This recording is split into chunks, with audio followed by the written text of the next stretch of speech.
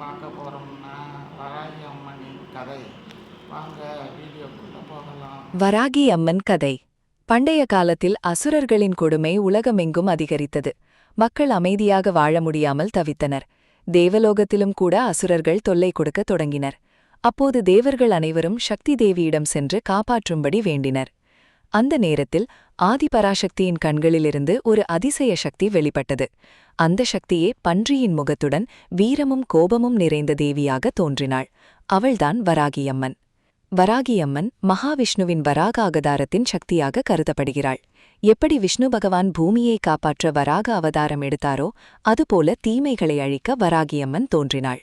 அவள் கையில் பாள், சூலம், கதை, பாசம் போன்ற ஆயுதங்களை ஏந்தியிருந்தாள். கண்களில் அக்னி போல ஜொலித்தது. அவளது சத்தம் கேட்டு அசுரர்களே நடுங்கினர். அசுரர்களின் தலைவன் மக்களை மிகவும் கொடுமைப்படுத்திக் கொண்டிருந்தான். யாராலும் அவனை வெல்ல முடியவில்லை. அப்போது வராகியம்மன் போர்க்களத்திற்கு வந்தாள். அவள் சிங்க வேகத்தில் சென்ற அசுரர்களை அழிக்கத் தொடங்கினாள். போரின் போது பூமியே அதிர்ந்தது என்று கூறப்படுகிறது. வராகியம்மன் தன் தெய்வீக சக்தியால் அசுரர்களின் மாயைகளை உடைத்தாள். இறுதியில் அசுர தலைவனை வீழ்த்தி உலகத்திற்கு அமைதியை மீண்டும் கொடுத்தாள். அதன் பிறகு தேவர்கள் அனைவரும் அவளை போற்றி வணங்கினர். எங்களை காத்த தாயே என்று புகழ்ந்தனர். அதிலிருந்து வராகியம்மன் பாதுகாப்பு தரும் தெய்வமாக மக்களால் வழிபடப்படுகிறாள். தமிழ்நாட்டில் பல இடங்களில் வராகியம்மனுக்கு சிறப்பு பூஜைகள் நடைபெறுகின்றன. குறிப்பாக இரவு பூஜை, அமாவாசை பூஜை மிகவும் பிரபலமானது.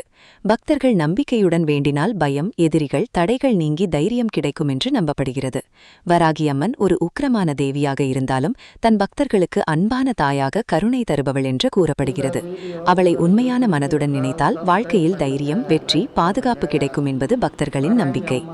கமெண்ட் பண்ணுங்க. பாய் மக்களே, நன்றி.